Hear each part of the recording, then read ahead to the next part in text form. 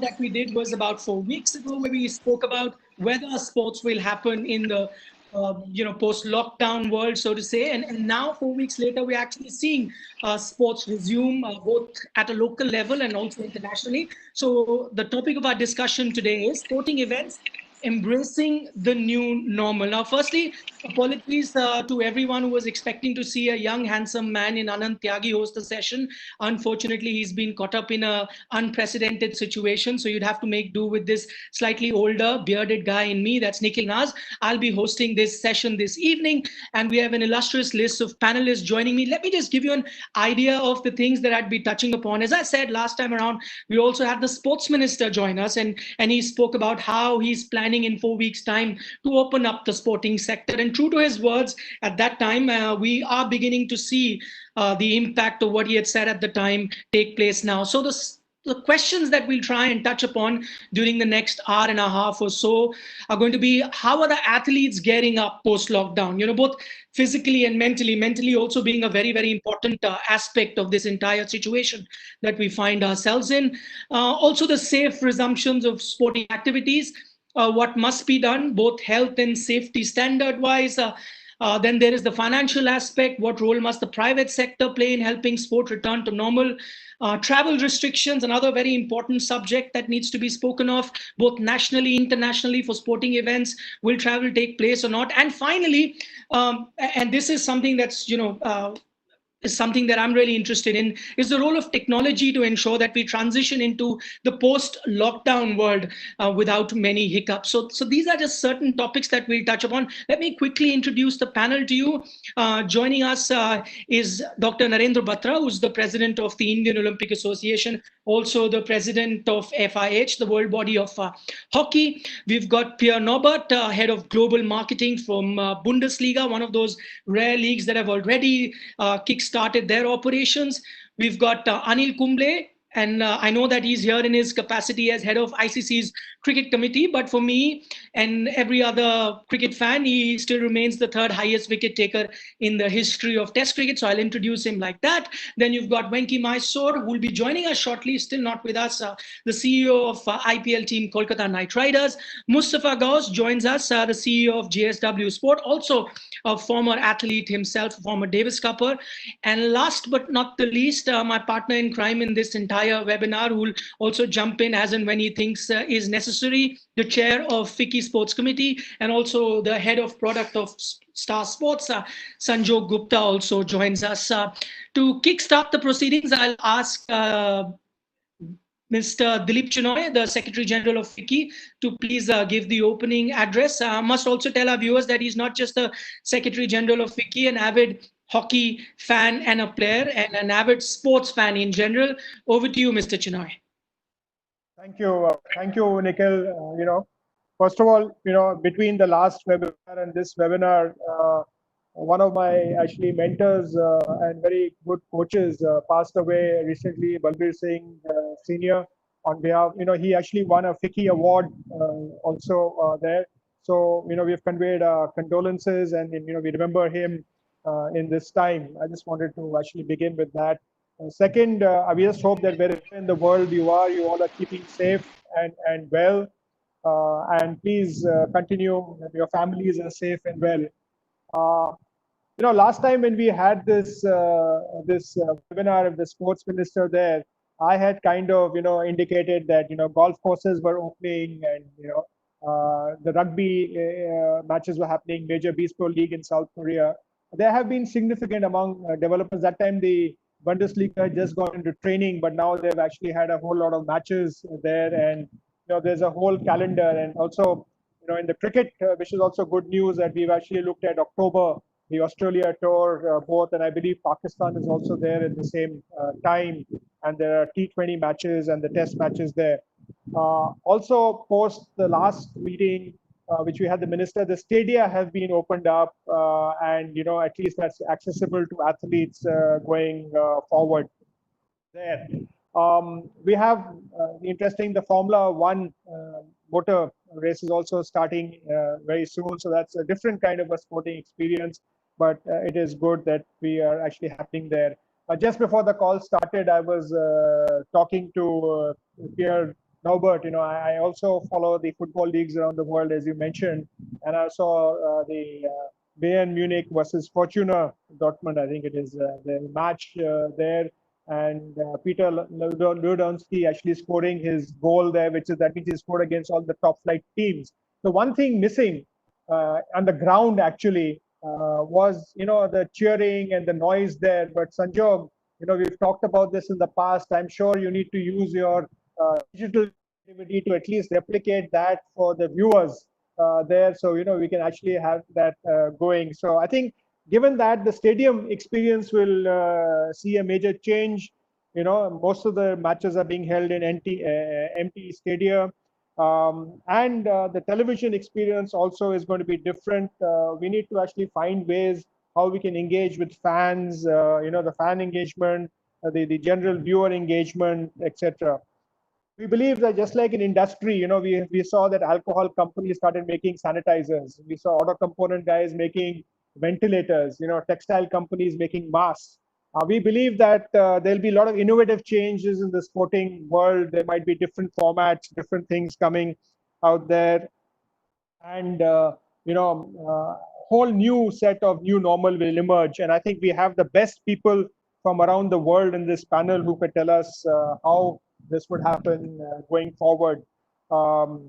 First, how we actually plan for this, and how do we actually take these sporting events and transfer that image to the fans will determine the future of a lot of different industries, whether it's advertising, whether it is, home delivery of food. A lot of different things will actually change. We underestimate the contribution of, formats like the IPL or T20 World Cup to the whole economy in India, or whether it's the hockey league in Bhubaneswar. In fact, one of the last things I did in lockdown was actually go and see the match which was held there just before the lockdown. But I'll just stop here and again add my own welcome to all of the panelists, Dr. Batra, Mr. Kumble, Mustafa, Pierre, and also Venki whenever he joins. And thank you, Chair Sanjog, for actually enabling this to happen. And Nikhil, thank you, and back to you. So that opening address and those insights that you shared, and interestingly, some of those things we would be discussing in the next hour or so. So I'll get straight into it, dive into it, and I'll go across to Dr. Batra first up. So could you give us an idea of what the situation is like with the Indian athletes? I believe some of them have already started training, and but when can you really see some sporting action take place? See, I'll tell you, when this lockdown happened, 3 of our teams, I would say, I'm basically talking of Olympic sports. Right. Athletes of athletics were already based in Patiala. Both men and women hockey teams were in Bangalore, and the weightlifters were in Kolkata. So they were already based in the SAI centers. And I think with about 3-4 days back, they all started their activity with all restrictions or protocols that need to be followed. We are definitely working out for other games, other sports. There are 28 disciplines for Olympics. So how do they start? Well, then there are quarantine protocols that you go from one place to another. So these are certain things which are being taken care of. I don't see much of a problem coming up because I am in touch with athletes and administrators, officials, government, everyone. So there is a lot of positivity and people want to be back on the track now and to their places wherever they want to play. So there is a lot of excitement. There are concerns. Yes, they always are there, but you have to fight it out. That's how I'll put it. Okay, that's great news. As you said, you don't see too much of a problem with things resuming. Let me go across to someone who's managed to get things back on track. Pierre Norbert's with us, who's head of global marketing Bundesliga. Pierre, firstly, congratulations! It's incredible, how you've managed to get sport back in your country, considering Germany, like India, is in the top 10 nations of number of COVID cases. Firstly, how do you manage this? Maybe we need to go a couple of steps back and said when we were in the situation that the German government and that the German society realized that there's something serious going on with COVID-19, let's say hitting Germany quite quickly. We pretty much realized, and there were a lot of discussions internally, we pretty much realized that we need to suspend the league and need to have a look what's happening now, what's happening afterwards. And right from the, let's say, from the day of suspension, we were in close contact with the local government and authorities, but also, and even more, with the federal government of Germany. And given the fact that we in Germany are kind of in a, let's call it a fortunate situation, in which seems like that we were hit hard by the number of COVID cases, but that the death rate was not very high. The discussions started quite early if it would be possible to not only bring football back, but also to get back to normal in terms of general life after a certain while. I think the reasons why we are kind of in an unfortunate or a positive situation in this whole negative situation in Germany is because I think the measures taken by the government were just the right ones. And our national health system seems to be quite solid and strong. And those were the main reasons why in Germany we were in the situation that we could even discuss about a potential restart of the league. And when we were discussing about the restart of the league, our main focus has always been on the safety and the well-being of all players and staff involved in matches during the restart. It was always important to remember that we wouldn't be able to restart at all without the support of the government, as I said before, and we have worked very closely with both the government and the health authorities to manage this, including the creation and implementation of our medical concept. I will get back to that later. Which everyone must follow. The league, the clubs, and the players have all played their part to get football back being played again. But we are all aware that this is a match-by-match basis at the moment. We remain fully focused on the health and the safety aspect, and will do so until the final match day, because we all know it's still kind of a fragile situation, and things might happen along the way. And then, before I stop my monologue, the concept I was referring to, that was key for bringing football back. And the concept, this is also, let's say, the tool and the piece many other sports organizations were asking us about. And this is pretty much about the general process, and we call it the medical concept. I would maybe rather, it's an organizational concept of how to bring football back. And it covers, obviously, as a major part, the medical side. But in addition to that, it also covers how to bring football back into stadia. What does it mean for people in the stadia? How many people are allowed in the stadia? What does it mean for media production? What does it mean for the technical staff of football clubs, etc., etc.? And it gives a very, let's say, detailed outline of what needs to be taken into account in order to prepare the teams, which means the training processes, but also in order to bring teams into the stadia, in order to play football, a Bundesliga football match in the stadium, and also what happens afterwards. And this was key, and that's everything what's important for us. And we're sticking to the overall process. And there have been a few hiccups along the way, but so far it looks quite promising. However, we always know that things can happen, and that we need to always bear in mind that there's still kind of a match-by-match analysis and review in order to make sure that we can go back to the next match day.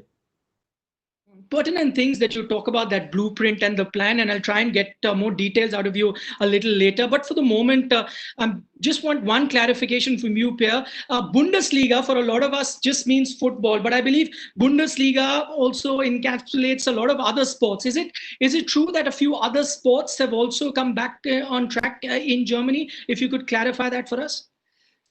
When we speak about the Bundesliga and what I represent the DFL, which is the Deutsche Fußballliga. That's the governing body of the Bundesliga and the second Bundesliga. In addition to that, we are obviously, as always, very close in exchange with other sports, with other leagues, even with the third league, with the German Football Association, for example. And we have shared this concept I was referring to with each and everyone who was reaching out. And many other sports are about to come back in Germany, but not many have yet, let's say, really started. There are a few sports, but not many. So even in Germany, it's still football and the Bundesliga who are of those professional leagues who are playing. But for example, the German basketball league, they will start very soon, and they will have kind of a Final Four new model for their German championship tournament, also based on specific rules coping with the overall situation. Okay, interesting. I'll take that point to Anil Kumble, who's also on the panel. Anil bhai, as he talks about that particular plan that is in place that they've adopted to get Bundesliga back, we saw something similar, some similar guidelines being issued by the ICC as well in cricket, and then we've seen now a few international teams come back to practice. We know Australia has done that, England's done it, Sri Lanka is also doing it. Do you see cricket also return to being normal in this post-lockdown world very soon? Yeah, I think it's wonderful to be a part of this panel. Yes, as part of the ICC, our intention was to start cricket. We can't call it normal, but then this is the new normal that all of us need to get used to. So yes, our intention was to first start off with cricket, try and bring back, like Pierre mentioned, safety and security of players and everyone involved in the sport is a major concern for all of us. And with that in mind, based on the medical advice, we believe that saliva could be the major contributor to carrying this disease, and that's why we banned use of saliva, although it is second nature in cricket. That's something that players will find it hard to manage, and that's why I believe that at training they'll have to start slowly, because it's not just about coming back and playing cricket in a match. It's also about coming back from 2.5 months of lockdown, and you need to again come back, and especially if you're a bowler, you need to have those bowling overs under your belt before you start competing. So it's important that you slowly and gradually come back into sort of normalcy that you can. And the advantage that cricket has over other sport is that there's an element of adjustable variance in the pitch, which not many sport have. So we believe in the cricket committee that if you wanted better balance between bat and ball, I know there's been a lot of debate about ball shining and saliva not being used, and can we use a different,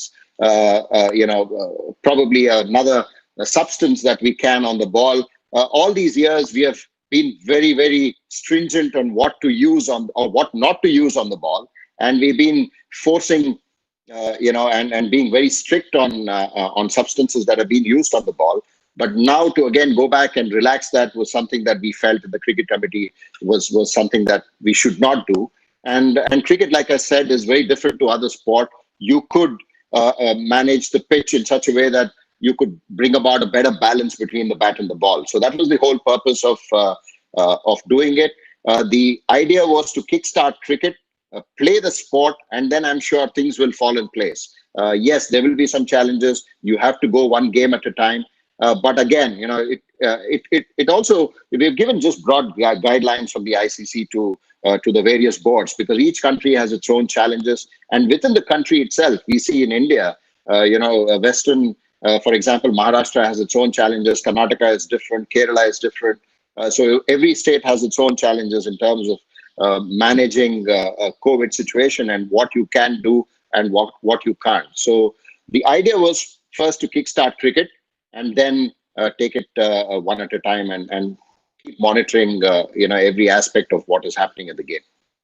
Okay, since you talk about that saliva, I've got good news and bad news both for you, which I'll bring about a little later in our discussion when we talk about the ban of saliva. But for the moment, I'll go across to Mustafa as well. Mustafa, we're talking about, and Anil bhai just mentioned about the fitness of an athlete as well. Let's take a look at the other aspect that there is. And you as a former athlete can also tell us that. And now that you take care of a lot of other international athletes, on one hand, you want a player to be secured and safe from the COVID situation that exists. On the other, you also want his immunity to be strong, and the immunity can only be strong if he's practicing, if he's training very regularly. So there's that catch-22 situation. As someone who's managing a lot of athletes, how do you strike a balance in this situation? And good afternoon to everyone. I think it's a very, very important question, and something that we started addressing right at the start. yes, there is the physical aspect and the preparation of these athletes. Like Batraji mentioned, when we first went into lockdown, there was a lot of uncertainty about the postponement of the Olympics. If it is postponed, how many months is it getting postponed? Is it going to get postponed by eventually by a whole year? So athletes were anxious. They didn't know what was going on. Some were in final phase of competition preparation because they were supposed to go for qualification events. Some were just had just completed qualification events, so they were a little bit more relaxed. So it was really important for us to address every athlete individually to know where they are and at what phase of their training programs they were in, and and a lot of talking, whether it was with the sports psychologists or the coaches or the trainers, because it was alien. It was alien for all of us to be stuck in an apartment in a house for 2.5 months. But for athletes that are used to be training 4, 6, 8 hours a day, to tell them that they can't go out is just it was just unheralded for them. And you've interacted with a lot of them. You know that for them, if they don't get out there and they don't sweat and they don't really bust it in the gym, they don't feel like their day is complete. So it was very, very hard for us to kind of calm them down and make them realize that the entire world was in such a situation, and it was not just an India problem or an individual problem. And I think them seeing videos of their competitors and their colleagues in different parts of the world putting up social media posts of how they were also working out in their house or just doing fun stuff, cleaning and cooking and stuff, made them realize that okay, things are the way they are, and allowed them to kind of relax a little bit.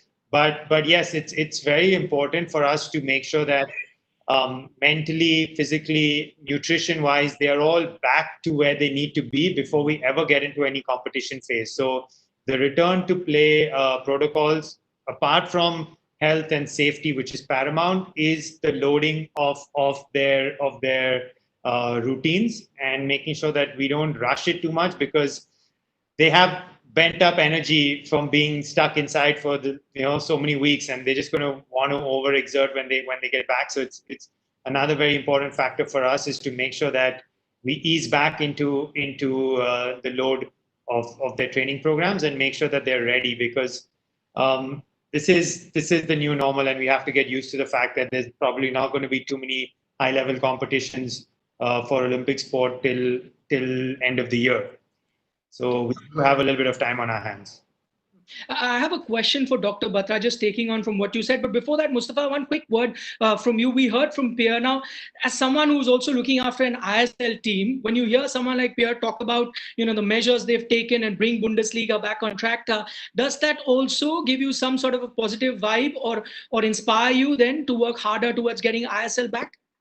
Absolutely. I think by the time ISL, which is scheduled for later in the year, October, November time, we would have enough and more of examples, whether it is from the Bundesliga, Premier League, La Liga scheduled to start, Danish League has started, Korean started even before that. So I think we would have enough of tried and tested methods that these international leagues have followed. So I'm quite confident that ISL will be able to get back on track because of what the international clubs and the international leagues are doing. Okay, Dr. Batra, to you now. I'm just taking a look at one of the other aspects that we need to discuss in this program, and you can, at best look after the athletes here in India. As you said, they've started, getting back to the training regime and things like that. But we also know that a lot of Indian athletes travel abroad for training, for their coaches are there, sometimes for, exposure, competition. Do you see all of that return very soon, or it's too early to talk about that? I'll answer your question in two parts. First, you're talking about league starting in Germany and what protocols and all they're taking. I think you need to understand one thing. Put entire Europe together, I think 42 or whatever countries, the population of India is twice of that. So you are handling two Europes in India. So things starting in Europe and things starting in India is a big different thing. We have to handle 1.3 billion population. The population of Delhi and NCR is I think more than 30 countries of Europe if you put them separately. So let's not talk about that. Let's not compare Europe and India. So we are in a different situation. Now coming to your question, which you said that how do we start the training and all these things, which aspects we are getting into. Internationally more so. A lot of them travel abroad. So what is happening right now is there are certain coaches or high performance directors who are outside India, but most of them could not go out. They are based in India, but they may not be based with the athletes. Like shooting, I can tell you, are doing everything online. I think most of the athletes who have qualified have shooting ranges, or they have been provided shooting ranges at their home or nearby. They're shooting and it's being monitored digitally every day. So they are online. Same way, all other athletes like boxing, wrestling, they are being given their program, how to maintain their fitness, what regimens they have to follow. So it's going to be different from sport to sport. I mean, it's not one shoe size fits all. So everything is going to, like, contact sports are different, team sports are different, individual sports are different. I can tell you each and every sport is being monitored through high performance director, and normally it's called a trainer, but in India we call it scientific advisor, who gives them their training program, their meal requirements, their the supplement requirements, what a body requires. And if they're able to get their blood test done, if they share that, then they are advised what kind of diet or what kind of supplements you need to take. All said and done, I would say when you are doing all these things at home, your output is, I would say, fitness level, if you say, I won't say it will go more than 40 or 50%. Being an athlete myself, when you do practically in a gym with all other athletes and when you do at home, the level does not go more than 40, 50%. So all athletes, when they come back to training now, like hockey has started, athletics has started, and weightlifting has started, they've actually started the actual team. So we are starting with a basic load. They are not being given the full load, like Mustafa was saying. So it starts with a base load, then goes to moderate, then goes to medium, then goes to higher load. So it's going to be a process spread over maybe 2 or 3 months when you can say, yes, they are on full load. But again, depending upon how the situation shapes up, how this pandemic, which is there, how it reacts, whether the lockdown comes back again, or whether the travel between cities within India is allowed, which has already started. But how the things move up, it's very important. But right now, I can tell you, every single athlete who's qualified for Olympics or who are potential for our Olympics is very much on our radar, is being monitored and being taken care of. I can assure you on that part. Okay, interesting that you talk about, the fitness levels being at 50 odd percent, and you'll have to slowly and gradually bring them back into that international level. And that's the question I'll take to Anil Bhai as well, because I'd mentioned earlier when you were talking about saliva, I was just listening to an interview with Mohammad Shami just yesterday, and he spoke about saliva. The good thing, as I said, the good news was that Shami was of the opinion, he said, doesn't matter if you allow me saliva or not, I'm going to reverse swing the ball any which way. So that's good news, a bowler saying that, right? The bad news there is that he said that he's not a machine, and then as soon as cricket resumes, you're saying you're going to play test cricket or maybe 4-match series, saying probably my body can't take that. How do you think cricket, and especially for someone like a fast bowler, how do you think gradually they could be brought into international level cricket? And Mustafa both alluded to this question of saying, you need to load not just their fitness in terms of their running, because running, currently they would be probably, if they have access to a treadmill, they'll be doing that. And if someone's privileged, they have some space, they can run around. But it's not the same as running outside. And most of cricket is running. It's all about running and taking the load. And not just about that. Bowling is a different, parts of the muscle, different muscle you have to use. And the last 3 months, they haven't been able to do that. So you have to gradually build it up and probably get into a biosecure zone where you have 22 players or 30 players in a training and play a few matches. You need to play matches. You need to build up load and then look at, playing in a test match. So yes, England, I know, have announced a potential test series against West Indies, subject to the government allowing them. But there again, the players will have to have some sort of a cushion, some sort of a backup in terms of loading up their body to be able to sustain a test match. Because bowling 30 overs for a fast bowler or a 30, 40 overs for a spinner is not going to be easy. And even for a batsman, the muscles that you use when you're batting is totally different. And then in a match situation, you are doing everything at the split of a second, and you're not training for those, especially in home conditions. So you need to build it up and probably have a few friendly games before you get into an important test match. So that's how I think you look at doing it. It's like when someone's injured and he's coming back from an injury, a player, how do you monitor him? That's how you need to look at the entire squad now, saying, okay, they've all been injured for the last 3 months. They're now coming back into training. So you need to slowly load them up and then start building their skill levels and then give them, I think it's mostly the confidence. Once the players are out and training, it comes back very quickly. It doesn't go away. I mean, you've been doing this for all your life, and it's just a matter of being out there and then training with the team. And within a few weeks, you'll be back to your usual self. Okay. Just before I throw a question to Pierre, just to let our viewers know that we've now been joined by Venki Mysore, who's the CEO of Kolkata Knight Riders. Good evening, sir. It's nice to have you here. Also, we've been joined by Mr. Vishal Dev, who's the Commissioner Secretary, Sports and Tourism, Government of Odisha. He's got a special address a little later, but I'm going to continue with the discussion. And Pierre, I'll take that question to you, because now we're talking about, things that might happen, conjecture at best. But since you've had a league that's already started, have players sort of complained in terms of physical load after coming back from this break? Because, for example, I was reading La Liga. A couple of clubs are expected to play 3 matches in 80 hours or so. So that's a lot of load in La Liga. I don't know whether you at Bundesliga have taken care of that. And have you already had some players come to you with their concerns? Thanks for the question. Maybe also going back to what Dr. Batra just said about, let's say, the differences between India as a country and Europe as a continent. I fully agree with that. Completely different circumstances, completely different conditions we are in, and therefore I think it's always hard to compare. And I couldn't agree more with what Dr. Batra just said. And also on, I think someone else mentioned that maybe. I think it was Mustafa, that Germany or Bundesliga could be kind of a blueprint, and that all the other leagues currently starting also will help to make other leagues understand what's going on, what's so important, what's less important, or something like this. Also, fully agreed, and I just want to make sure.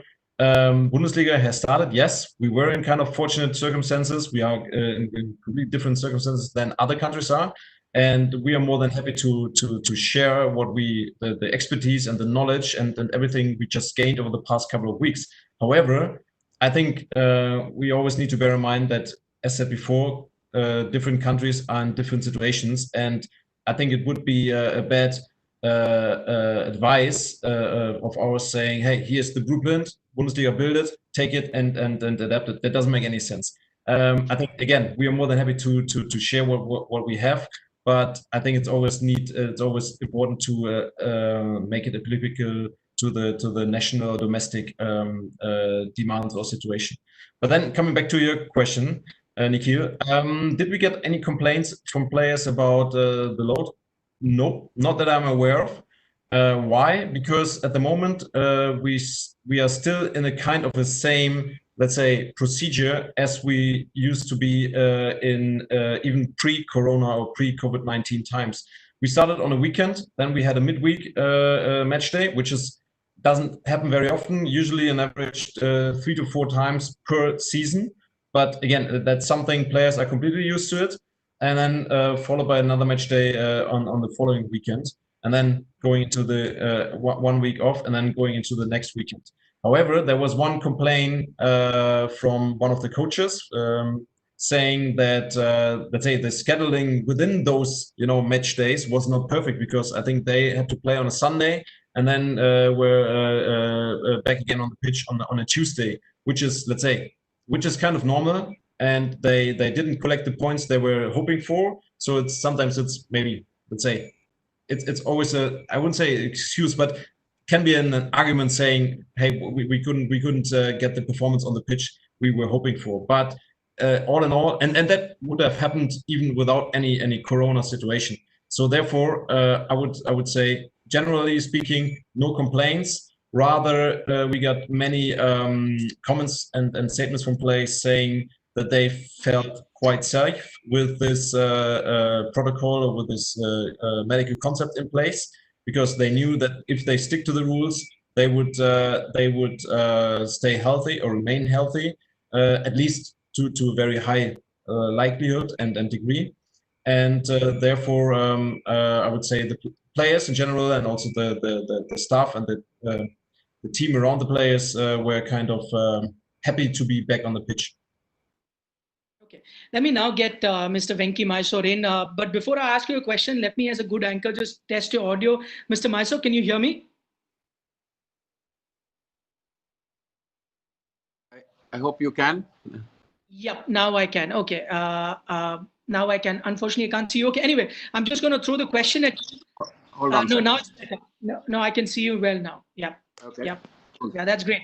So, we were talking about the parts that you missed. We were just talking about how to kickstart sport, and we've got representative from Bundesliga also talking about it. Now, let me specifically get into the IPL, since you have an IPL team, and I was in conversation with the BCCI CEO a couple of weeks ago, and in that program he had said that they're looking at a scenario to resume cricket post the monsoon. So the monsoon break has come at a great time, but we keep talking about athletes getting ready and the time that they need to be physically fit. Let me ask you, as someone who looks after an IPL team, how much time does an IPL team, the back-end staff, need to get ready? Let's say you were told by the BCCI here, there you go, maybe next month we kickstart with the IPL. How fast can you put things together? Well, firstly, Nikhil, thank you for your patience. I was going to stress upon two things today. One was on technology, and the other one was, you just mentioned the cyclone, and both those have affected my joining a bit late today, because I just realized the handicap that one can be suddenly faced with, because my internet went down and the 4G wasn't strong enough for me to connect. So my apologies for that. I think these are very unusual times, and I know various types of comments and conversations would have already happened. But I think one of our challenges, which has been already identified by the support staff from day one, was, in an unusual year, how to get the players ready to come in completely cold, and not having perhaps trained the way in the gym and things like that, the way they would have been used to, as well as from a cricket perspective, match fitness. Everyone hears about that from time to time. But I think the support staff and the back office staff and whatever you call us, we're all ready in a state of readiness, because this is almost like many times we say, this is not a drill. This is something to be ready about. So there have been a lot of interesting ideas and conversations that have happened from a cricket support staff standpoint. From a team standpoint, we know what we have to do and how to be ready with that. So there are a lot of one-on-one conversations that are happening and helping the players with various types of ways in which they can get ready, even despite some of the limitations some of the players may have in not even being in a lockdown mode, not even having access to a gym. What type of programs can they adopt and work through? So my sense is that there's a lot of enthusiasm for it. We'll all be tested, no doubt, when it comes time and the starting gun goes off. But I think everyone is cautiously optimistic, but not only cautiously optimistic, but ready as well. Okay. In the next few questions, I'm going to touch upon this very important factor, which is sponsorship. And because, it plays a major role in sports, and how is it going to take sport forward? I'll take a question to Dr. Batra on that as well. But before that, Mustafa, let me come to you. Because I'm on the subject of the IPL, you also are part of an IPL team, an ISL team, and all other, Olympic sports as well.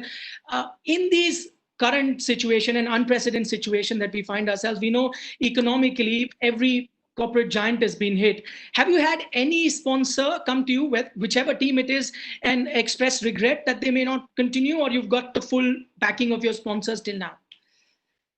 No, I don't think we've reached a stage of regret yet, but there has been questions, and there have been soft conversations with regards to how things are and what should they expect, and how are we looking at things. The entire world economy has taken a hit, and sport is no different.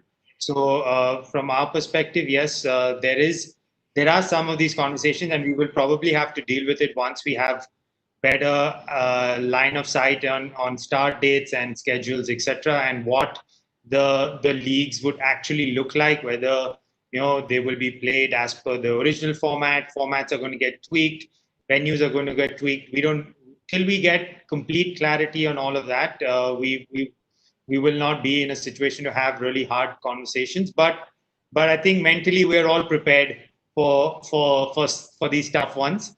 And it's only normal because I mean, the economy has shut down for the last 2 months, and it's we know as a corporate house the type of impact that it's had, and can only be sensitive to everyone else around us.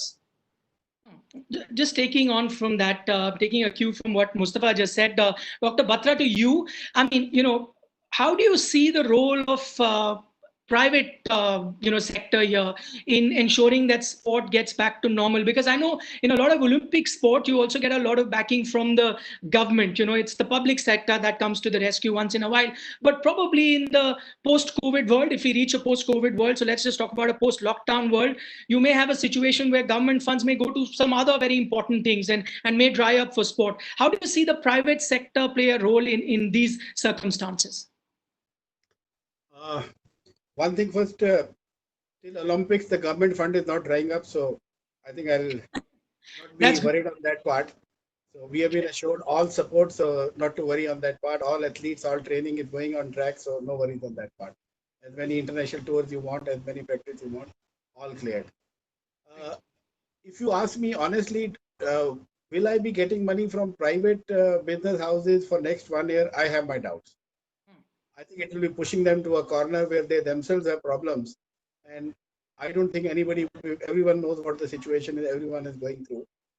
What we have done is, it's not only government which supports us in IOA. When I'm talking about IOA, we have private partners also.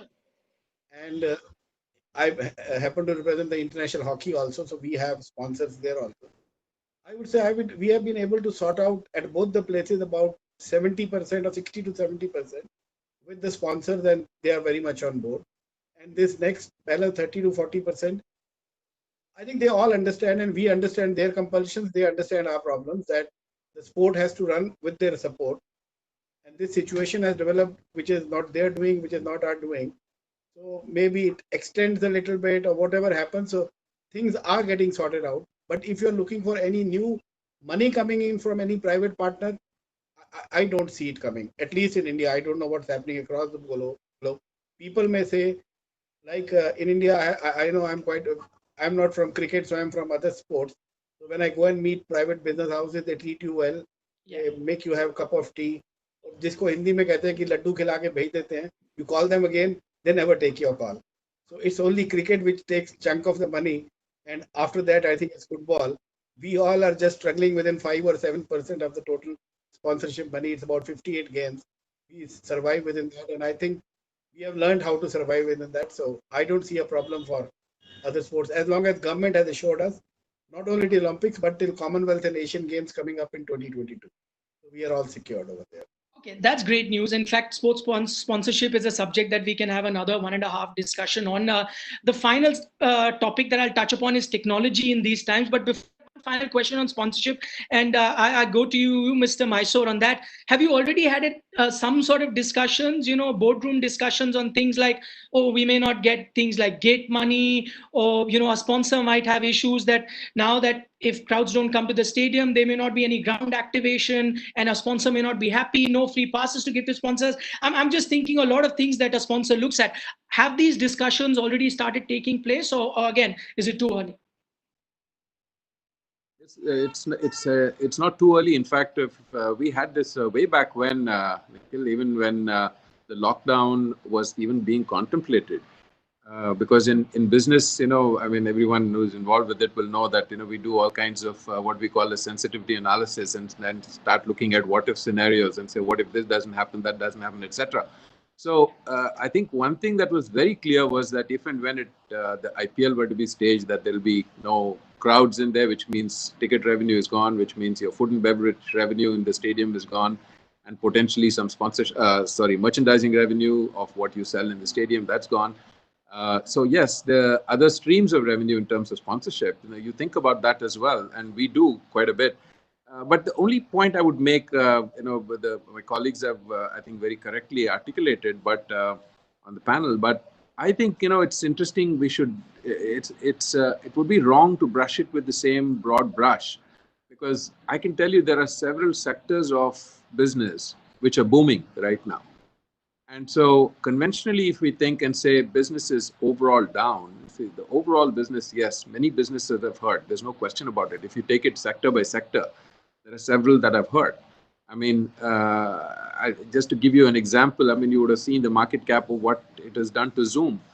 Zoom is literally, pardon the phrase here, it is the market cap is zoomed. Netflix's market cap has exceeded that of Disney.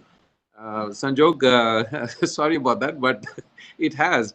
And so there are sectors, whether people are all waiting for the vaccine, so the pharma sector is booming. E-commerce, we're all ordering stuff and it's coming, so that's booming. So there are some interesting ways in which one could address this, and we just have to be smart about it. We're all being faced with different types of challenges.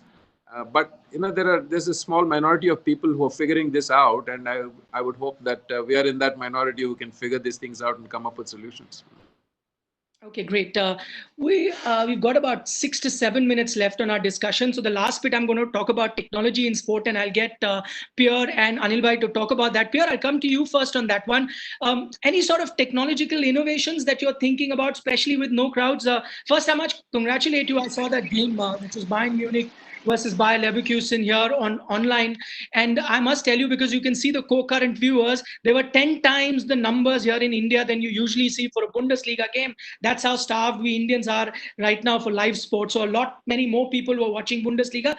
But the only thing that really stood out was like no crowd, and it felt very silent, felt like it's a practice game. So are you looking at any sort of technological advances to take care of this aspect? Yeah, as you pointed out, I unfortunately can't share any numbers, and probably Sanjog would be in a better place to speak about Indian TV audience numbers for Bundesliga. But I hope that he's happy with the current numbers as well. Speaking about the technological advancements, we also had the same discussions internally, like when we call it the ghost games, games in front of empty stadia or in empty stadia, and. If and how we would kind of modify those games technically in order to enhance the fan experience. But then we came to the conclusion that we, and the Bundesliga stands for football as it's meant to be, and that it probably doesn't make much sense to add any kind of technical advancements or enhancements in order to create an atmosphere which is not even there. Can anyone hear me or see me?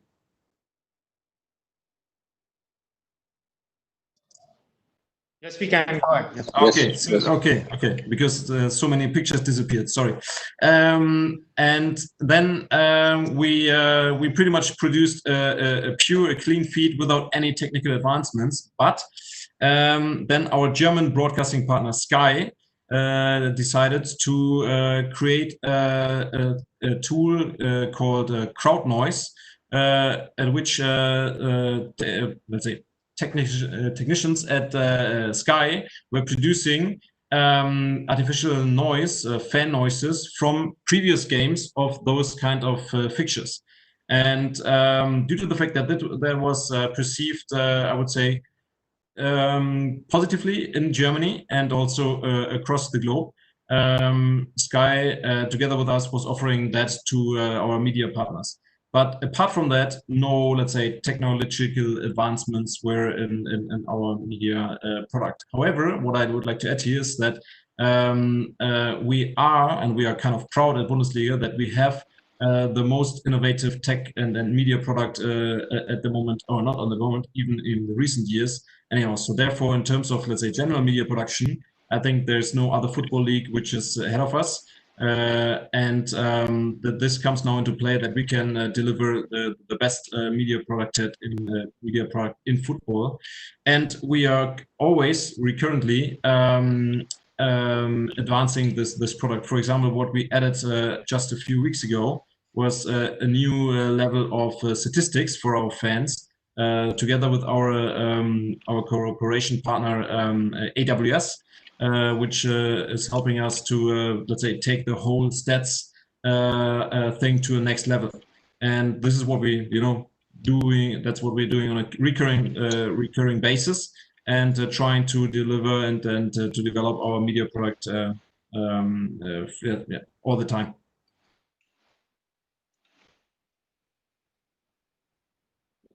Looks like Nikhil. You are on mute. I think he's back. I can see him. Nikhil, you need to unmute yourself.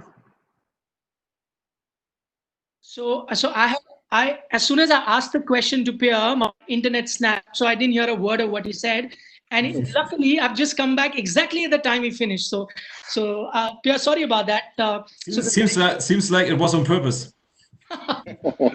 Not at all. I would have loved to have heard what you said, but it's not the cyclone in Mumbai alone which is creating some sort of havoc. I'll add a question for you right after that, and I mentioned that I'm going to talk about technology. So you're not just an ex-cricketer, a coach, a commentator. You're also a tech entrepreneur. So any sort of tech innovation that you think can play a major role now going forward? I did start a company called Spectracom, where we are doing sensor sticker, which goes onto the bat and gives you real-time data on bat speed, power, and the location of the ball, where it exactly impacted the bat. And we've been working very closely with Star over the last year or so, and that is something that will certainly bring in fans closer to the game, understand the batsman differently. You'll be profiling each batsman very differently. That's something that will be really useful. And like I said, it's not just about the professionals using this, but even a fan at home, he can swing a bat and then get the scores and then compare it with the batsman. Now, that's something that we've been working on, and we've been closely working with Star, and hopefully, when cricket starts, we'll be out there, and that will be something very innovative. It'll also bring in, performance analysis to it. Over a period of time, if you have batsmen going through a certain set of data gets accumulated, and then you can then slice it, dice it. It's a lot of content that can, again, generate interesting conversations around cricket. So it's something that we've been working on, and I'm really glad that Star has embraced it, and we are really looking forward to bringing that soon. So yes, it's not just about cricket. It'll be very different. As a player, I can tell you that an empty stadium, playing in an empty stadium, is very different. Even if you can create crowd noises, it'll be very different for a player. The experience will be very different. But then I'm sure as a player, if you ask a current player, would you rather play in an empty stadium or not play? He would choose, I would rather play. So I think we are all looking forward to cricket starting soon. Yeah, funny that you mentioned this, because the last webinar we had on FICCI, we had Robin Uthappa there, and when asked what is the first thing he's going to do, he said, I'll just play cricket no matter what. If it's gully cricket, backyard cricket, anything, I just want to play a game of cricket. So you're exactly right. That's what a sportsman wants to do at the moment, let alone if their crowds are not.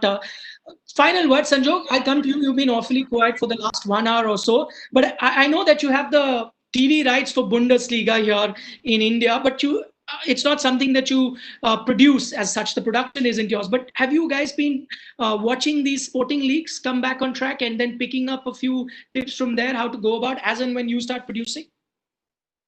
Yeah, well, I think there are two aspects to it. One is, of course, watching what everyone else is doing, which is great. But I think more importantly, and I know Venki feels very passionately about this, and we keep engaging on how to approach this challenge very differently. So I think everyone's talking about fanless stadia. I think this is a huge opportunity to actually have more fans connected to the game than ever before. Because, typically there is a distinction between a viewer in his living room or on his screen, his or her screen, and the fans in stadia. For the first time, that wall that existed between fans and viewers doesn't exist. Everyone's a fan, right? And the way to think about it is, it's not a closed stadia, it's possibly the most open stadia ever, because you could be a fan of KKR in Houston or a fan of KKR in Ranchi, or a fan of Delhi Capitals in Melbourne, and you have potentially just the same access to the stadium and to the field of play as any fan around the world. So I think it's also about the mindset with which we approach it. I think this is an exciting opportunity for us to make all the sporting tournaments that are going to happen from here on. And it's not just about IPL. It's about every game that's played in stadia, to take a more holistic, open-minded approach to the fact that fans from anywhere in the country can now are available to engage with the game. And I think it's a huge opportunity to redesign what the viewing experience or the sporting experience could be. It's not just about overcoming or compensating for the lack of fans. It's about redesigning from scratch what the experience could be if the number of fans you had cheering for the game were no longer restricted to 25,000, 30,000, 10,000, 5,000, but millions around the world and in the country. So how do you redesign an experience where every fan around the world can cheer for a team? That's really the opportunity. And it's not a fanless stadia. It's actually more fans than ever before stadia, because every living room is now a Wankhede. Every screen is now a stand, and all of us are equally a part of it. There isn't an order of merit to fans, distinguish between those who are inside the stadium and those who are outside. Millions of fans are now cheering for the same game. So I think it's also about changing the mindset. And just a slight sort of digression, I would love to hear from Venki on how he's thought about it, because I know he's fan engagement is an integral part of all the teams sort of ambition across leagues. And so it would be great to hear from Mustafa and from Venki how they're thinking about engaging fans with their brands or their teams. Venki, would you like to go first? Sure, Nikhil, I'll just take a quick one. I think I couldn't have articulated it better in terms of how Sanjog put it. That I also believe that this is a huge opportunity. I think we look at the interface at two levels. One is, as Sanjog put it, it's the stadium, the barriers that a stadium used to offer, purely through its capacity, which is Eden Gardens being the biggest stadium, 70,000, 60,000 types of capacity, versus now opening it up to the universe. So how do you create that interface using technology? And to Anil's point, in terms of the players itself, the players themselves, I should say, every single person has commented about the impact that it has, the moments and how they feel about it. So that's the other challenge. How do you ensure that you're able to simulate that? And today, we have talked about various ideas and we have tried to brainstorm. Sanjog and I probably speak more than anybody else, because I know he's equally passionate about it. But there are examples of what has already happened. I mean, you saw in Amsterdam, what they've done with soccer, and how they've created the LED walls that we had spoken about, some ideas there, and how fans can actually have a virtual presence. So today we really need to think in a very different paradigm, not about physically, yes, unfortunately going there and physically sitting there and having their food in hand and flags in hand, and in the other hand, is probably not going to happen for the foreseeable future. But there are multiple ways in which, if we just are open-minded and are thinking out of the box and creatively, it could, and the noise and the crowd noise and all that need not be simulated. I think it can be very, very real time and real with the virtual presence of fans there. So I think it's a fabulous opportunity, and people are also itching to be entertained. So I think we have an interesting opportunity on hand, and as I say, the virus has to cooperate. Based on that, I think we should be in a position to put up a show. I mean, there were suggestions that you could, now everyone has a mobile phone which is connected. So while you're at home, you could have a close up of anyone watching it, and his reaction of his favorite batsman hitting a six or maybe getting out. All of that can be captured by the broadcaster and then played out. Mustafa, you had a point. Sanjog wanted you to chip in as well. No, I think I totally agree.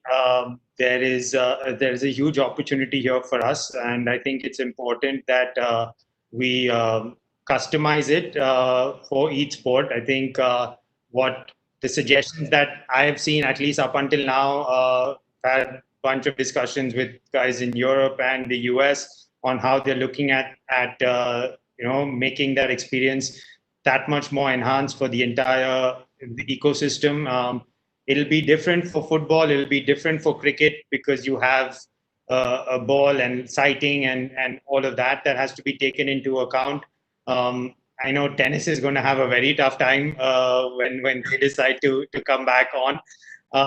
And a sport like kabaddi will be probably a little bit easier because it's a much smaller venue, and you're not worried about a moving ball, and you're just focused on the players. So I think it will have a lot of customization that we should look at for each sport.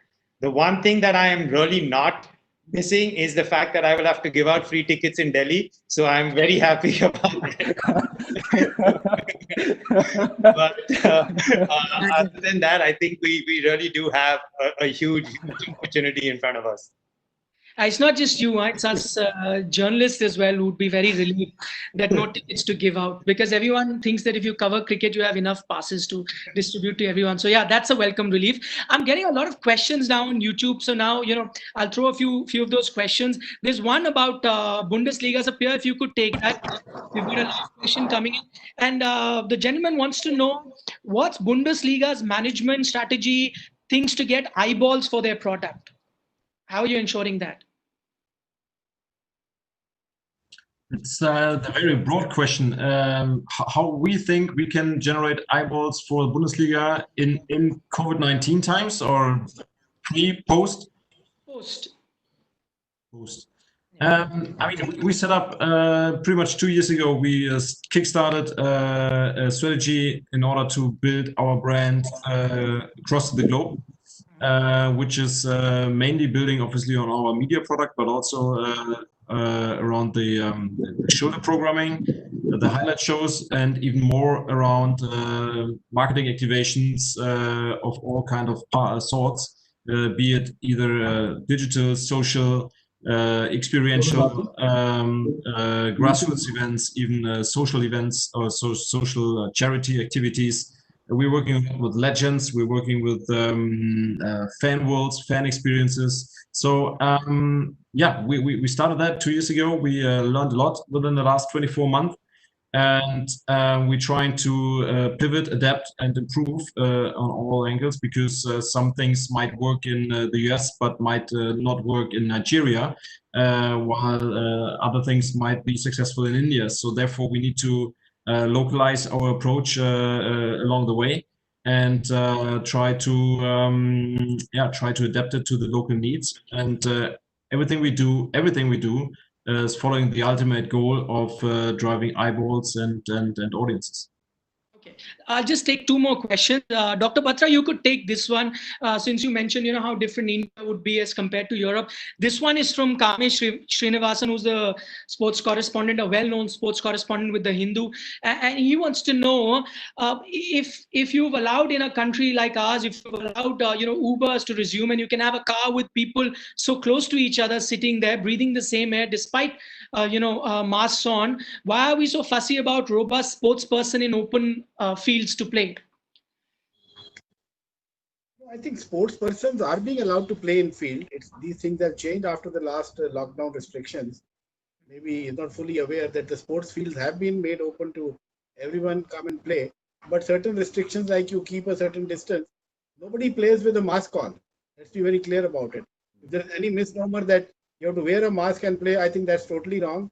Somebody is not fully informed, because you need oxygen to breathe, and you can't breathe proper oxygen while you're running with the mask on. So mask is not a restriction anymore. Okay. Another question, sir, and I'll take that to you only because you said that there will be guidelines, and this is something that you guys are looking at very closely for different sports in different manner. So I'm going to talk about a contact sport like kabaddi. We've got a question on kabaddi, or something like wrestling where you can't avoid contact. So can there any be guidelines there to ensure that such close contact sports resume? See, like you were discussing about saliva earlier, see, in these contact sports, you sweat a lot. Whether sweat carries that thing or not, because you're coming in contact with each other. So I don't know how long this will carry. I'm not a medical expert, but one thing is sure, that if vaccination or some proven treatment comes for COVID, then these things are not to be worried about. But yes, we do have still some concerns about the contact sports like boxing, wrestling. Kabaddi is in India. It's not it doesn't happen in Olympics, but it's up to Asian Games. So I can say that this only happens when you have some kind of a proven treatment, then only some kind of relaxations may come in the sport. But there's one thing I want to tell Sanjog sir, I think we'll need your support a lot, because I wanted to talk in commercial. I somehow missed that.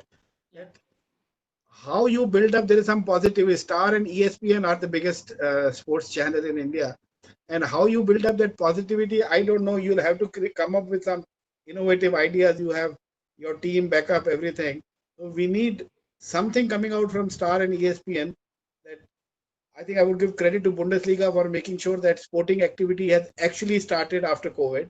So now how do we build up and how do we start these things? Whatever support you need from IOA, I can get all the NSFs involved, except cricket and football, because they don't listen to me. Other sports, I can definitely tell you that they'll certainly be listening to me.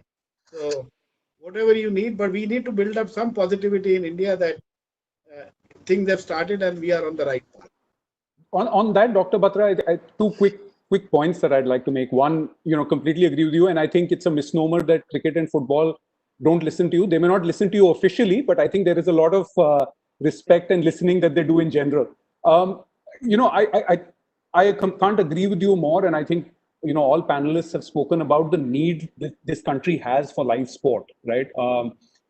Just in terms of positivity, I don't think there can be a better beacon for recovery than live sport. And I think there is in our minds, and I'm sure all sports fans will agree, and I think even non-sports fans will agree, that nothing will create the kind of positivity in this country than live sport returning can potentially do. I think the other bit which Venki and Mustafa touched upon is a big point for what you said earlier, sir, about some of the, and I don't want to call them smaller sports, but sports which have perhaps not the same following as cricket and football. This is a huge opportunity because all sports, especially, and you and I have discussed this about hockey, about how hockey has fans all over the country. They may not, be able to get to a stadium because a stadium experience is very local. But as soon as that's not a restriction, and if, as Venki said, if there is a new paradigm for cheering for a sport, if there is a new grammar for cheering, and technology enables fans from anywhere in the country to connect with the sport that's happening, that can unlock so much value for sports, even more for sports like hockey, wrestling, volleyball, and sports which, by virtue of being when they're staged as local events, perhaps don't get the same scale of attention. But if fans from all over the country can be connected to it, suddenly would rise dramatically in scale. So I'm totally with you. I think this is a huge opportunity for us, not just to spread positivity by virtue of live sport in the country, but also, this new paradigm that Venki spoke of, being of great benefit to sports which perhaps are not great local events, but have the potential to attract fans from all over the country. Right. Thanks, Sanjog. Before we have the special address and the closing remarks, one final question to Anil Bhai, because we were on the subject of saliva right at the start, and I'll finish it right with that as well. Why not look at an artificial substance, and why not allow players to use that? I know that you're looking at pitches to make it even batsmen and bowlers. You be the president of the Bowlers Club, look after your fellow bowlers. No, that's why I said, looking after the bowlers is not just about using an artificial surface on the ball, because I think over the last so many years, We have been very stringent on what you use on the ball. And recent past, ICC came hard on a few players, and Cricket Australia came much harder. And we saw what happened in South Africa between Australia and South Africa. And I think using of artificial substance on the ball is something that we haven't really, looked at all. So to do that now because of COVID is something that we did discuss, but we sort of unanimously agreed that this is something that we are not going to go take this route. Like I mentioned, cricket is very different to other sport.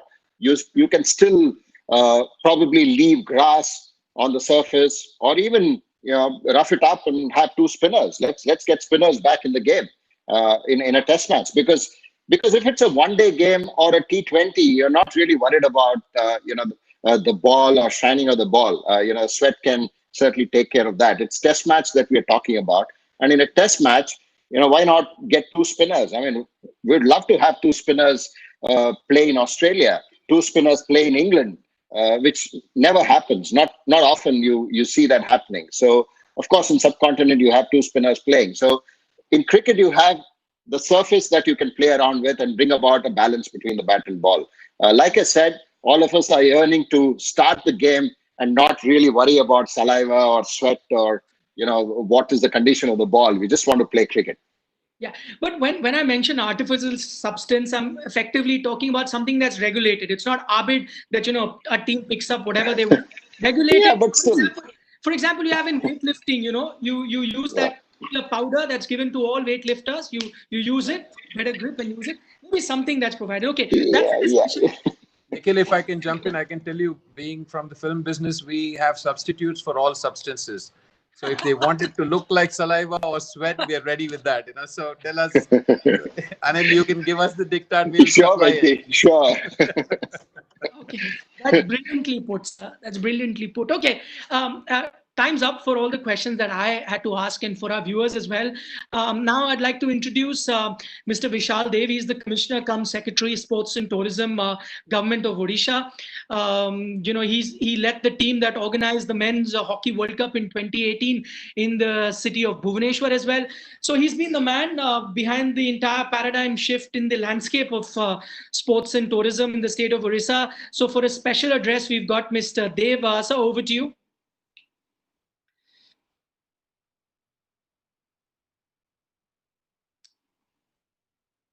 Sir, can you hear me? Thank you, Nikhil. Yeah. My apologies to everyone. I joined in pretty late, also part of the COVID management there, and we have important issues. I did get the opportunity to listen to the speakers for about the last 15 minutes. A couple of points that I would like to, raise or say is, first is, I think the word new normal, I mean, it's two words, but I'm sure it's going to make its entry into the Oxford Dictionary very soon. Everybody's talking of getting used to a new normal. And the point that Sanjog was mentioning about live sports being so important, I couldn't agree more with him. Because I think the only thing in India that unites people is sports. Everything else, whether it's religion, whether it's caste, whether it's region, it divides. The only time that we're together as a country is when India is playing. And I think that's very important, and therefore that need to ensure that sports in India begins and resumes the soonest. We're all aware of the impact that it's had. Some of the biggest tournaments, including Olympics itself, has got rescheduled. We were to host the Under-17 FIFA Women's World Cup. We were one of the venues in India. That's also got rescheduled to February. It was originally supposed to be held in November. So the disease has created havoc with the whole world across different sectors. We're all talking about finding new ways of living, finding new ways of working. A few things that come to mind straight away are what is the impact that's going to happen, and one of the things that comes to mind first is the issue of ensuring safety and health of all the stakeholders in sports, whether it's players or it's coaches or it's officials or it's the spectators as well. it's easy to issue SOPs, standard operating procedures, but it's difficult to implement them. And I'll give you an example. I mean, if you're watching a game of football or being played, hugging or celebrating once you've scored a goal is so important. Asking players not to do that, or something as common as spitting in a football match is so common. I don't know how we are going to ask people or players to get used to that. That's an issue. So therefore, while the health takes priority, I think design of the standard operating procedures should also take into consideration feasibility aspects of implementation. It breaks my heart to hear people talking of playing with the and I still feel why is it that we're not looking at filling up part of the stadiums? I mean, we've started flights with no social distance or physical distance, as we call it. So I think we could reconsider the issue of spectators being allowed, perhaps at a reduced capacity. If there are 50,000 seats available in a stadium, why can't we fill up at least 20,000? Of course, it will involve a lot of technology about contactless entry into the stadium, etc. Therefore, the issue of upgrading technology or leveraging technology becomes very important, not just for enhancing the sport, but also for its consumption and administration. Very important. The issue of sponsorships is again, the main sponsors, their core businesses have taken a hit, and to what extent they'll be able to honor their commitments is an issue. I think the state of Odisha is the sponsor of the Indian hockey teams, men, women, junior, senior, the national hockey team. And I am quite sure that we will not be failing in our commitments. So I think that should bring some cheer to Hockey India and to Dr. Batra. But the fact remains that for a whole lot of private sponsors, it would be an issue. Private organizations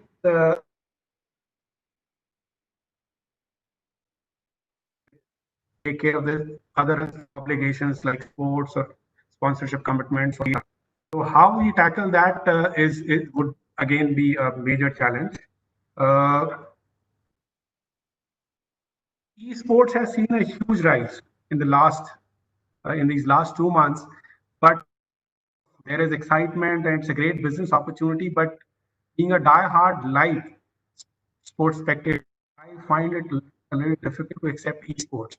I mean, sitting in an indoor hall, with a video console in hand, I don't think that's sports. I might be wrong. A whole lot of people may not agree with me, but I do not think esports is sports, and that's how it is.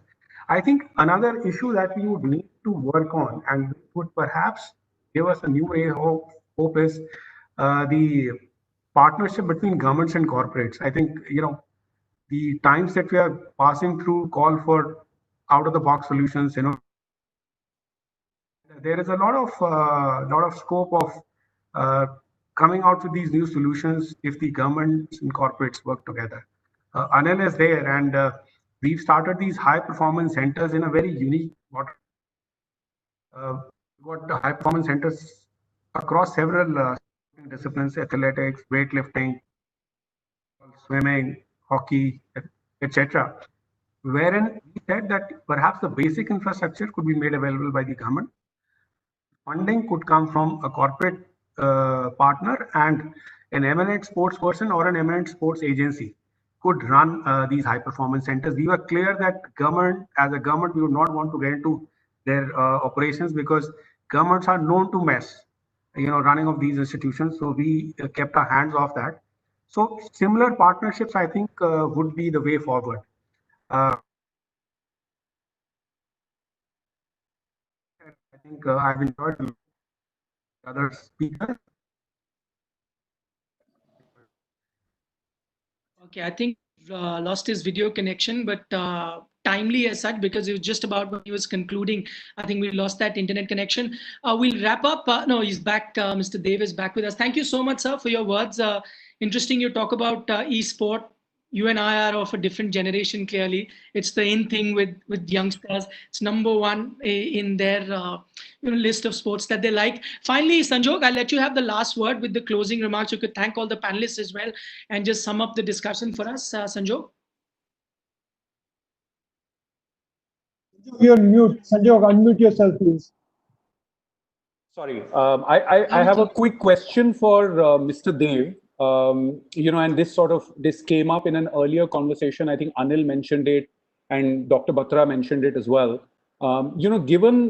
Given that Odisha has been one of the most proactive supporter of sport, over the last few years, and I think it's been very impressive the way Odisha has put its weight behind sport and has seen the value that sport can bring to its people. Do you think that while there are obviously central guidelines which are being made available for sporting events, etc., do you think perhaps state governments need to play a more active role in also defining their own set of guidelines for potentially what Anil said, the creation of biosecure zones where tournaments or competitions can happen, even if it's without spectators? Do you think state governments could potentially play a more proactive role in the resumption of sport instead of waiting as long as we have to for the central guidelines to include sports or the resumption of sport? Because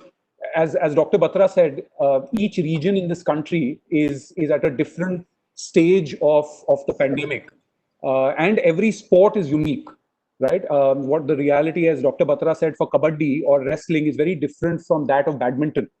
And is there an opportunity for certain states to pick certain sports and almost create an opportunity for competitions to take place? Mr. Dev, I think you're muted. Just unmute yourself. Yeah. I agree with you, Sanjog. In a federal setup, the states and the central government are together, and we're coming out with SOPs for COVID management. We've seen a scenario where central government has issued, a more or less a template, and has asked these states to kind of fill up. Yes. So we could definitely look at something similar, and the resumption of sports being so important. We, Government of India, and we'll be happy to do it. And there is a potential for getting into that kind of an exercise. I think Anil wanted to add something. Yes. Yeah. No. Just to add, I think we've been working very closely with Mr. Vishalji and Odisha there, and partnering them in training the weightlifters there in their high performance center. I think they've certainly taken the lead in terms of bringing in private enterprises, which he spoke about in his address. So I think, like you said, Sanjog, the government and the corporations and the sporting federations will have to now sort of come together to make sure that sport comes back. Like you said, positivity. The country now is starting to sort of. I know there's still this virus is not going to go away. I mean, it's going to be there. We'll have to live with this. We'll have to be positive. We'll have to bring in the mood and the fear of going out and still be able to do normal things, the new normal things. I think something that only sport can probably bring about. So like I said, everyone needs to, all stakeholders will have to come together to manage this. And I think Odisha, with the kind of leadership and under the able guidance of Vishalji, I think have taken a wonderful step in bringing in private enterprises to work together and build sporting ecosystems there. Dr. Batra, sorry, a last comment from you on that, because obviously, you're in charge of many sports which have many different realities, ranging from, almost a contactless individual sport like badminton on one end of the spectrum, and then something like a wrestling on the other, which is contact and indoor. Do you think there is a need for a sport by sport strategy and also, as Mr. Dev said, the need to look at zones in the country which can actually host competitions because they're practically COVID-free currently? You see, actually, we are working on that with Sports Authority of India, and at state level, our state bodies are working on that. Some state bodies are active, some are not. So, but it's actually game to game. So like we've said, we made Bangalore Center for hockey. We made Patiala Center for athletics. Calcutta Center for weightlifting. Similarly, for different sports, maybe Hyderabad may be a center for badminton. So this way, all the Olympic sports we are dividing. Odisha definitely is going to take more of the chunk because I call it as the sporting capital of India, the kind of infrastructure they have put it up over there. So we'll be talking to them. They might have to take 3 or 4 sports. Shooting is coming to Delhi. So we'll have to be in touch with everyone. So we'll divide it sport by sport. And if I am not wrong, I think we should be seeing competitions or national championships coming up, maybe starting from October onwards. That's the way plan is, provided things don't go bad. It's for actually competitive sports to come in from October onwards. That's the internal strategy or plan we have as of now. But again, depending upon situation and depending upon how things shape up, all the national championships which are to happen in January, March are now shifted to October, December. So things are moving in that direction. Contact sports is still a concern. I have no solution for it. I'll be very honest about it. I think that's music to everyone's ears, Dr. Batra. Especially for sports fans to hear from you that competitions will be returning in October. Hopefully, Venki and Mustafa and Anil will do their bit in ensuring cricket returns around the same time. I don't want to spend too much time summarizing what has been a stimulating discussion, and I'm sure anyone who's watched this will walk away with some sense of positivity around sport, because all of us are missing it. There's only so much of highlights that you can watch, and there are only so much of international leagues that you can watch. At the end of the day, you want to watch India playing and Indian athletes playing, and that's what all of us are looking forward to. It's been a very positive discussion, and I hope the government is also approaching sport and giving it, and this I said last time as well, giving it the importance that it deserves as I said earlier, as a beacon of positivity and really as potentially the best signal for recovery that this country has, as Mr. Dev also said, the one thing that unites us. Nelson Mandela said in his speech, sport has the power to change the world. Currently, I think sport needs to change for the world. And I hope all the stakeholders who are involved in the sports ecosystem will come together to effect the change in a way that sport resumes sooner than later, and all of us get to experience sport, watch sport, play sport in the times to come. And thank you so much, everyone, for your time. I hope this discussion has been stimulating for you as well. And we hope to host more of these and continue to champion the cause as the FICCI Sports Committee for the government, the private sector, and the sports ecosystem to come together and really build what Dr. Batra and Anil said, Odisha has done so well over the last few years, build those centers of excellence and build those hubs of sporting activity all over the country. So thank you so much for your time. Thank you, everyone. Thank you. Thank you all. Thank you. Thank you.